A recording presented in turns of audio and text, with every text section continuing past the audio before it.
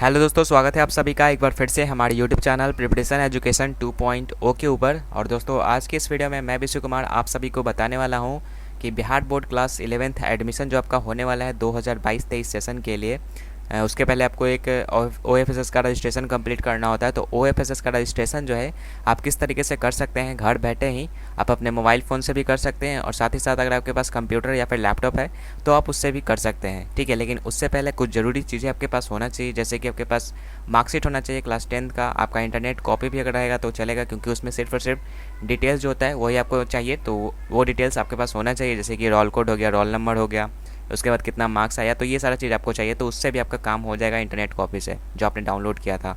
उसके बाद आधार कार्ड आपको चाहिए, ठीक है। मोबाइल नंबर आपके पास होना चाहिए एक एक्टिव, जिस पे कि OTP आ सके, और एक पासपोर्ट साइज़ फ़ोटोग्राफ चाहिए, ठीक है। और बता दो कि इसका जो साइज़ है आपका 20 KB से बड़ा होना चाहिए और 100 KB से नीचे होना चाहिए। और क्योंकि ये जो अपलोड करना होता है तो पासपोर्ट साइज़ फ़ोटोग्राफ आपके पास होना चाहिए एक कलर में। उसके बाद एक ईमेल आईडी आपके पास होना चाहिए एक्टिव, ठीक है, क्योंकि इस पर भी OTP आता है तो वो आपके पास होना चाहिए। और ATM कार्ड या फिर UPI आपके पास होना चाहिए ऑनलाइन ट्रांजैक्शन के लिए, क्योंकि आप सभी को पता है कि इस फॉर्म को फिल करने के लिए 350 रुपये का पेमेंट करना होता है। तो उसके लिए ये चीज़ें आपके पास होनी चाहिए, ठीक है। और बता दें कि जो OFSS का जो आपका रजिस्ट्रेशन है, सभी लोग कह रहे हैं कि 27 मई से होने वाला है, लेकिन अभी बिहार बोर्ड की तरफ से ऐसा कोई ऑफिशियली नोटिस नहीं जारी किया गया है। उसने अभी ट्विटर अकाउंट पर भी जानकारी नहीं दी है कि आपका OFSS का रजिस्ट्रेशन स्टार्ट होने वाला है। तो इसीलिए मैंने उस पर वीडियो नहीं बनाया था कि आपका रजिस्ट्रेशन का जो डेट है वो आ चुका है, वो फेक भी हो सकता है। तो इसलिए मैं उस पर ज़्यादा बात नहीं करूँगा। हमारा जो मेन मुद्दा है कि आपका जो रजिस्ट्रेशन जब स्टार्ट होगा तो किस तरीके से जो आपको ऑनलाइन फॉर्म को फिल करना है अपने मोबाइल फ़ोन या फिर कंप्यूटर स्क्रीन के ऊपर, ठीक है। तो चलिए, इतना सब कुछ हो जाने के बाद जो है अब आपको बताते हैं कि किस तरीके से जो आपको फॉर्म को फिल करना है। तो इसके बाद आपको जो है आ जाना आपके मोबाइल या फिर कंप्यूटर स्क्रीन के ऊपर, और उसमें एक क्रोम ब्राउज़र को ओपन कर लेना है। चाहे आप किसी भी ब्राउज़र को ओपन कर सकते हैं, लेकिन क्रोम ब्राउज़र यूज़ कीजिएगा तो ज़्यादा सही रहेगा।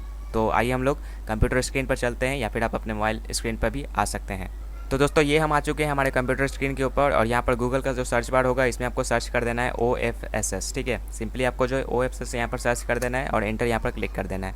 जैसे ही आप उस पर क्लिक कीजिएगा तो OFSSBihar.in नाम का एक यहाँ पर ऑफिशियल यहाँ पर साइट आपको दिख रहा होगा, तो इस पर आपको सिंपली क्लिक कर देना है। इस पर जैसे ही आप क्लिक कीजिएगा दोस्तों, तो ये जो है OFSS का जो ऑफिशियल यहाँ पर वेबसाइट ओपन हो जाएगा। इसी के जरिए जो है आपका यहाँ पर OFSS का रजिस्ट्रेशन फॉर्म फिल होने वाला है, ठीक है।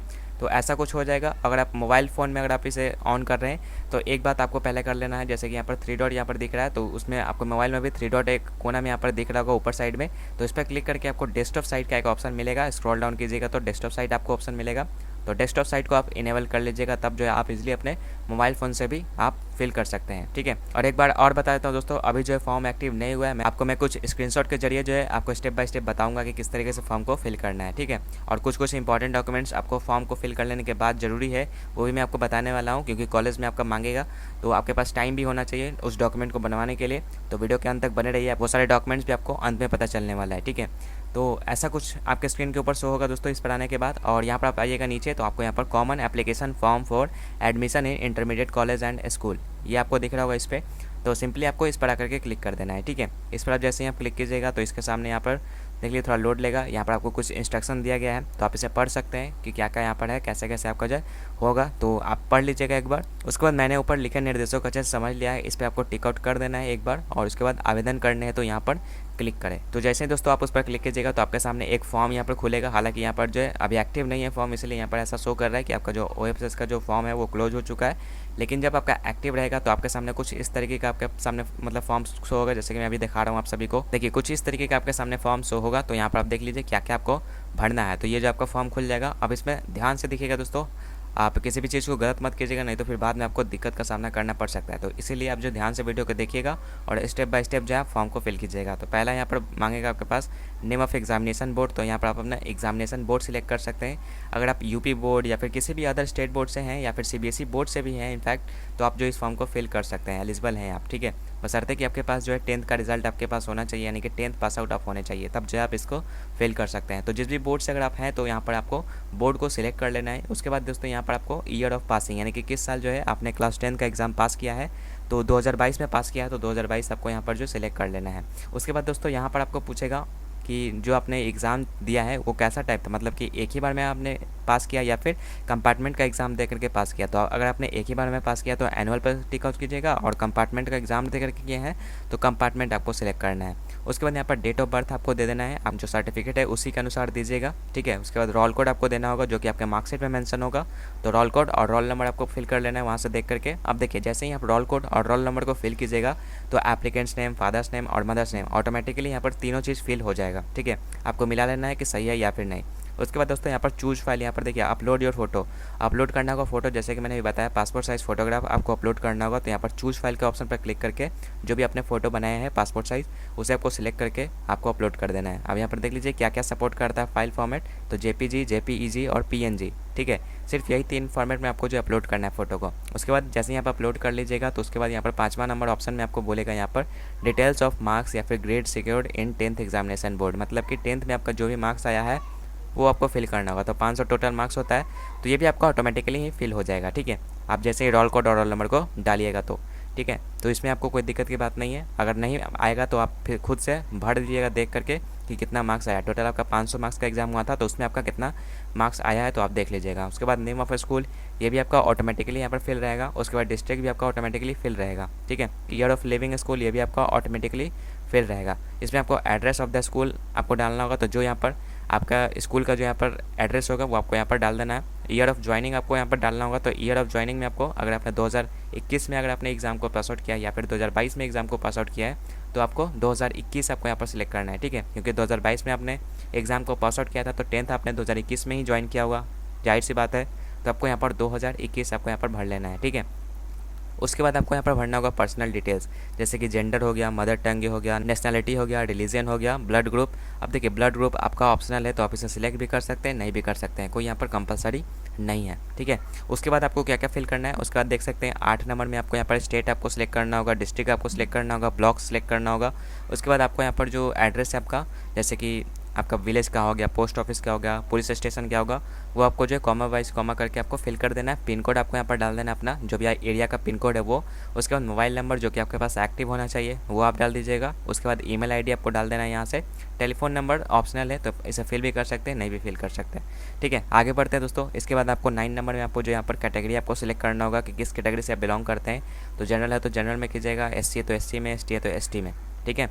तो यहाँ पर सिलेक्ट कर लीजिएगा। उसके बाद स्पेशली एबल्ड, यानी अगर आप दिव्यांग है तो यस पे क्लिक कीजिएगा और नहीं है तो नो पे आप क्लिक कीजिएगा, ठीक है। EWS से बिलोंग करते हैं तो यस पे क्लिक कीजिएगा और नहीं करते हैं तो नो पे क्लिक कीजिएगा। उसके बाद 10th में आपको क्या करना है, 10th में आपको जो है स्कूल या फिर कॉलेज का यहाँ पर आपको नाम सेलेक्ट करना होगा, ठीक है। और बताया गया कि आपको जो मिनिमम 10 स्कूल का नाम आपको सिलेक्ट करना है या फिर कॉलेज का नाम सेलेक्ट करना है और मैक्सिमम जो है आप 20 कॉलेज या फिर स्कूल का नाम आप सिलेक्ट कर सकते हैं, ठीक है। तो यहाँ पर आप देख सकते हैं यहाँ पर आपको 1 बाय 1 आपको ऐड करना होगा, कम से कम आपको 10 ऐड करना होगा। तो डिस्ट्रिक्ट नेम सेलेक्ट कीजिएगा, उसके बाद कॉलेज नेम सेलेक्ट कीजिएगा और स्ट्रीम, ठीक है, स्ट्रीम आप सेलेक्ट कर लीजिएगा।